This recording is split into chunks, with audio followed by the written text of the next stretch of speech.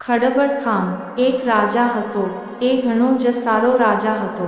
એના રાજ્યમાં બધા બહુ જ સુખી હતા। એ રોજ રાતે નગરચર્યા કરવા નીકળતો। એક રાતે એ રસ્તો ભૂલી ગયો। એ એક ઘરડા માજીના ઘરે ગયો। રાજાએ વેશપલટો કર્યો હોવાથી માજી રાજાને ઓળખી ન શક્યા। રાજાએ પાણી માંગ્યું એટલે માજીએ એને પાણી આપ્યું। એ વખતે માજીની નજર રાજાના હાથ પર પડી। એમને વીંટી જોઈ એટલે તરત રાજાને ઓળખી ગયા। માજીએ રાજાને કટાઈ ગયેલી તૂટેલી બાલદી આપી। રાજાને થયું કે માજી મને ઓળખતા નથી એટલે આવી તૂટેલી ચીજ આપે છે। રાજાએ બાલદીને એક કપડામાં વીંટાળી। બાલદીનો એક ટુકડો તૂટી ગયો। રાજાએ એને ઘસ્યો તો એમાંથી ધુમાડો નીકળ્યો અને એક વિચિત્ર જેવો માણસ પ્રગટ થયો। આ માણસ ઘડીકમાં ખૂબ જ ઊંચો થઈ જાય તો ઘડીકમાં એકદમ નીચો થઈ જાય। ઘડીકમાં ખૂબ જ જાડો થઈ જાય તો ઘડીકમાં એકદમ પાતળો થઈ જાય। રાજાએ આવા અજાયબ માણસને પૂછ્યું, તું કોણ છે? વિચિત્ર માણસે કહ્યું, મારું નામ ખડબડ ખાન છે।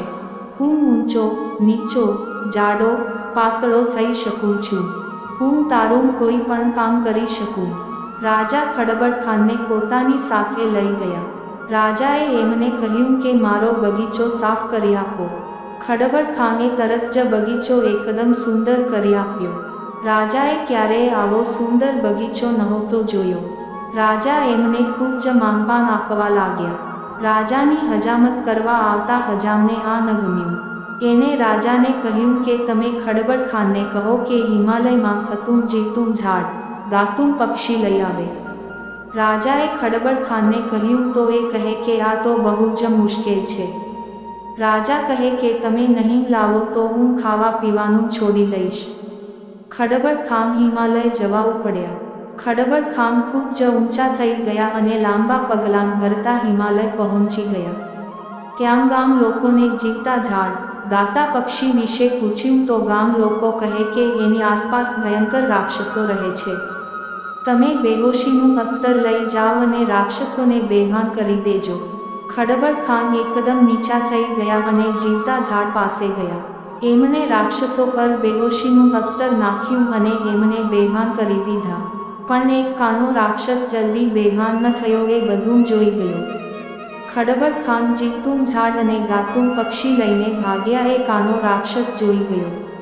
ખડબડ ખાને રાજાને જીવતું ઝાડ અને ગાતું પક્ષી આપ્યા એટલે રાજા તો ઘણો ખુશ થઈ ગયો। ખડબડ ખાનના માનપાન ઘણા વધી ગયા। આથી હજામ વધારે ખીજાયો।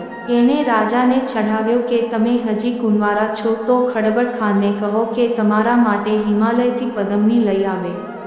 રાજાએ ખડબડ ખાનને કહ્યું તો એ કહે કે આ તો બહુ જ મુશ્કેલ છે। રાજા રિસાઈ ગયો એટલે ખડબડ ખાન રાજા માટે પદમની લેવા હિમાલય ગયા। ત્યાં ગામ લોકો એમને જોઈને રાજી રાજી થઈ ગયા। એમણે કહ્યું કે પદમની તો અમારા રાજાની કુંવરી છે। એને હાથીઓ ઉપાડી ગયા છે। ખડબડ ખાન એકદમ નીચા થઈ ગયા અને હાથીઓ પાસે ગયા। એક મોટા હાથીએ પદમનીને એના કાનમાં રાખી હતી। ખડબડ ખાને હાથીઓ પર બેહોશીનું અત્તર નાખ્યું અને એમને બેભાન કરી દીધા। હાથીને ખબર ન પડે એ માટે ખડબડ ખાને પદમનીના વજન જેટલા વજનની લોટની ગુણી એના કાનમાં મૂકી દીધી। પછી પદમનીને પોતાની સાથે લઈ ગયા। રાજા સાથે પદમનીના લગ્ન કરાવ્યા। રાજા રાણી સુખેથી રહેવા લાગ્યા। એવામાં એક નવી મુસીબત આવી પડી। પેલો કાણો રાક્ષસ જે ખડબડ ખાનને જોઈ ગયો હતો તે એમને શોધતો શોધતો આવી પહોંચ્યો। તે સાધુનો વેશ લઈને ગામ બહાર રહેવા લાગ્યો। ત્યાં આવતા લોકોને અને પશુઓને મારતો હતો। આ તકનો લાભ લઈને હજામે ખડબડ ખાનને મારી નાખવાનું નક્કી કર્યું। રાક્ષસને મળીને એને એક યોજના કરી। હજામે રાજાને કહ્યું કે ગામ બહાર એક સાધુ આવ્યા છે એના આશીર્વાદ લેવા જાઓ।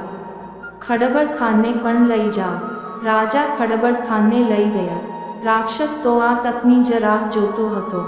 એણે રાજાને કહ્યું કે હું તમારા રાજ્યની શાંતિ માટે એક હવન કરીશ।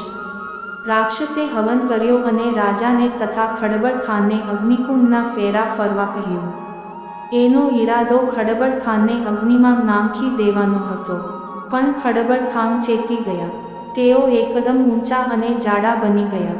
એમણે રાક્ષસને ઉપાડીને આગમાં નાખી દીધો. હવે ખડબડ ખાન સમજી ગયા હતા કે હજામ જ આવા કાવતરાં કરે છે. એમણે તક મળતાં જ હજામને ભગાડી મૂક્યો. પછી એમણે પાછા જવા માટે રાજાની અનુમતિ માંગી. રાજા તો એમને હંમેશા પોતાની સાથે જ રાખવા માંગતા હતા. પરંતુ ખડબડ ખાને કહ્યું કે તેઓ કાયમ ત્યાં ન રહી શકે. ભવિષ્યમાં કોઈ મુસીબત આવે ત્યારે બોલાવજો. ખડબડ ખાને વિદાય લીધી. રાજા રાણી આનંદથી રહેવા લાગ્યા.